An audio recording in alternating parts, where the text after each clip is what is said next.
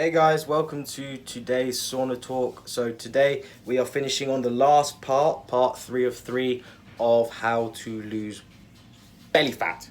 So phase 1, part 1, we went through a little bit of the hormones of what and why. Step 2 went into a little bit more about how you should eat. Now if you want to catch up with them, go back through my Instagram TV, they're both there in all of their fullness, glory, whatever you want to call it. So part 3, how to train to lose belly fat. Now, the indicator of how to train would have been in the first 2 parts. Now, everything is effectively to do with hormones and blood sugar management. So, what is the most effective way to train? Now, I guess sort of clues in my Instagram name. Strength training or weights. If you want to shred belly fat's like half belly, half bed. Well, yeah, because when you're in bed, your belly flops onto your bed. How to lose belly fat is with strength training. Now, what does that mean? That means you are using weights to tire your body out. This does not mean you go on a run or steady state cardio. This also doesn't mean you don't need cardio to lose weight. You do need cardio. Cardio is very important, but the question is, how do you do cardio?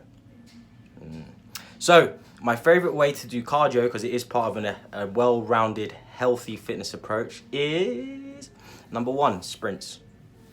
You can do sprint intervals or high intensity intervals or super high intensity interval training. Those are all very good examples. Want to look up what super high intensity interval training is? Dr. Mario Pasquale has some great examples. Now, my favorite way to do cardio is with a prowler or sled, as popularized by Westside Barbell. For me, you want to lose fat, get a prowler, push that sucker for 20 to 30 minutes. Drag a sled for 20 to 30 minutes. And you've got so many different varieties of pushing and pulling a sled, belt, straps, push, long steps, short steps, toes, feet flat, head down, head up. So many different varieties that's going to change your muscle activation. That's the most effective way to do cardio, because at the same time, you're also going to be getting strong. And how is that? You're measuring strength by how much load or force you can produce across a time period. So you can make that prowler heavier. You can make that sled heavier. You can drag a weight for a bigger distance. It's a measurable volume, which means you can prove numerically that you're getting stronger and your body's getting better. So you're not just going to become more efficient as you do when you run. So maybe first time you run, you burn off 1,000 calories, but then you don't keep burning off 1,000 calories. That's not how the body works. No, your body becomes efficient. So you have to continually stress the body. So that's how you do cardio to lose belly fat. Now, you can't do prowler 5-6 days a week. The rest is then strength training. Now, why is that? Now, as I was saying about the key is blood sugar management. Effectively, you're trying to make your hormones better. Now, for most people that have high belly fat, you're probably going to have some form of maybe testosterone issue. Anyway, testosterone, insulin resistance. I'm not going to go into the science and medicine of it. However, number 1, strength training within a 40 to 50 minute window has been proven to increase testosterone. So, train heavy, train weights. Don't train for longer than 50 minutes to 1 hour maximum. After that, you get drop off, you get negative reserves. So keep your training windows sub 1 hour. Number 2, compound lifts. Hit full body movements. That's using a lot of muscles. Why? The way your cells absorb glucose is via something called a GLUT4 response.